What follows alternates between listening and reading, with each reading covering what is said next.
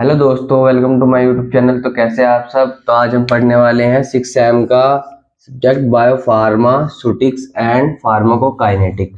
हम इसके most important questions को रीड करेंगे, जो कि हर साल रिपीटेड क्वेश्चन है आपके एग्जाम पॉइंट ऑफ व्यू से। अब तक हमने जितने सारे क्वेश्चन कराए हैं डी फार्मा वाले बच्चों के लिए और बी वालों के लिए, वो क्वेश्चन 100% से लेके 70% के बीच में रहे हैं।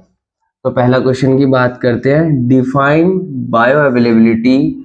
What are the objectives of bioavailability studies. How bioavailability can be measured using blood data. यह क्वेश्चन मोस्ट इंपोर्टेंट क्वेश्चन है। यह 2023 में क्वेश्चन आया था।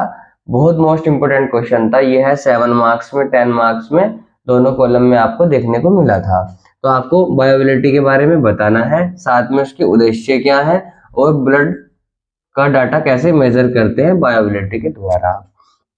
Question number second, calculate the value of alpha, beta and volume of distribution using two compartment open model IV bolus using graph. तो आपको इसमें alpha, beta, volume distribution के बारे में बताना है और आपको क्या बताना है, मॉडल आई वॉल्यूज यूजिंग इसकी ग्राफ के बारे में आपको बताना है। यानी कि आप मॉडल आई वॉल्यूज का उपयोग करके ग्राफ का बताएंगे इसके कंपार्टमेंट के बारे में। Question number next, describe Michaelis Menten method for animation of pharmacokinetic parameters. यह फार्माकोकाइनेटिक्स जो वर्ड्स है आपका, ये इसके ऊपर आपको कम से कम 5 या 6 क्वेश्चन देखने को मिल जाएंगे, 2 मार्क्स में भी और 7 मार्क्स में भी और 10 मार्क्स में भी। यह क्वेश्चन 10 मार्क्स का है, तो इस क्वेश्चन को अच्छे से आपको रिपीट कर लेना है। इसके मेथड के बारे में आपको बताना है और फार्माकोकाइनेटिक के पैरामीटर्स के बारे में आपको बताना है। Question number next, discuss in detail factor affecting absorption of drug. तो आपको ड्रग के एब्जॉर्प्शन को जो भी चीजें इफेक्ट कर रही हैं उसके बारे में आपको बताना है। जैसे ड्रग की कंसंट्रेशन होगी, ड्रग का नेचर हो गया, ड्रग की सोलुबिलिटी होगी, इनके बारे में आपको बताना है। फिर question number next, describe non linear kinetics in details. तो आपको नॉन लीनियर काइनेटिक्स के बारे में डिटेल्स में बताना है। Question number next, how are steady state drug levels in case of multiple drug dosing calculated.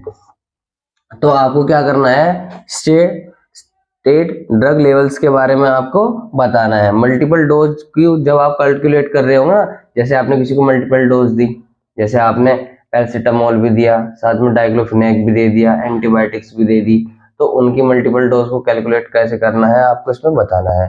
Question number next, determine dose adjustment in renal disease.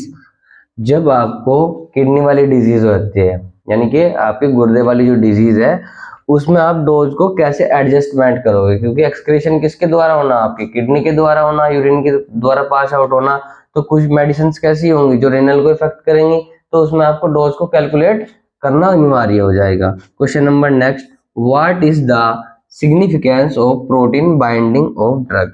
तो आप प्रोटीन बाइंडिंग से क्या समझते हो, यानी कि जब आपकी ड्रग जो होगी वो प्रोटीन के ऊपर बाइंड कर रही है जाके, उससे आप क्या समझते हैं उसके बारे में आपको डिटेल्स में बताना है। Question number next, what is IVIVC studies. तो आपको IVIVC स्टडीज के बारे में बताना है। Next, classify different pharmacokinetic models.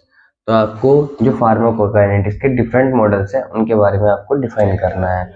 What is maintenance and loading dose in multiple dosing of drug। तो आपको इस क्वेश्चन में क्या बताना है कि लोडिंग डोज क्या है जब आप मल्टीपल डोज दे रहे हो। इस क्वेश्चन को आप ऐसे समझो, जैसे किसी व्यक्ति को आपने पैरासीटामोल दी और उसके ना ईचिंग हो गई, सोराइसिस हो गई, तो उसकी स्किन पर लाल लाल रेडनेस हो गई, तो उसको क्या हो गया, ओवरडोज हो गई। तो आपको उस केस में क्या करना पड़ेगा, नेक्स्ट टाइम उस लोड को आप उस डोज को आप लोड करके दोगे, यानी कि डोज को कैलकुलेट करके दोगे कितनी डोज हमें उसको देनी है कि उसकी बॉडी पर सुटेबल तरीके से वर्क कर पाए।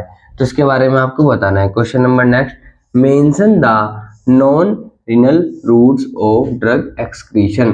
तो आपको जो ड्रग्स किडनी के द्वारा एक्सक्रीट नहीं होती है उनके बारे में आपको बताना है। Question number next, differentiate between absolute bioavailability and relative bioavailability. तो आपको एब्सोल्यूट बायोअवेलेबिलिटी और रिलेटिव बायोअवेलेबिलिटी का डिफरेंस बताना है। Question number next, discuss in vitro in vivo correlation. तो आपको इसके बारे में बताना है, विट्रो इन विवो के बारे में अच्छे से डिस्कस करना है। Question number next, list the advantages of physiological models. तो आपको फिजियोलॉजिकल मॉडल्स के बारे में बताना है। यह क्वेश्चन ऐसे करके भी आ सकता है कि फिजियोलॉजिकल इफेक्ट क्या हो सकता है आपकी बॉडी के ऊपर ड्रग एब्जॉर्प्शन का या बायोअवेलेबिलिटी का। तो इस क्वेश्चन को अच्छे से प्रिपेयर करके जाना है आपको।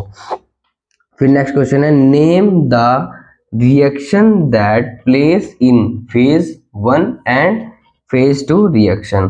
तो आपको क्या करना है, नेम बताना है कि जब फेज 1 रिएक्शन होगी और फेज 2 रिएक्शन होगी तो वह क्या स्थान होगा। ठीक है, तो आज की वीडियो लेक्चर में इतना ही।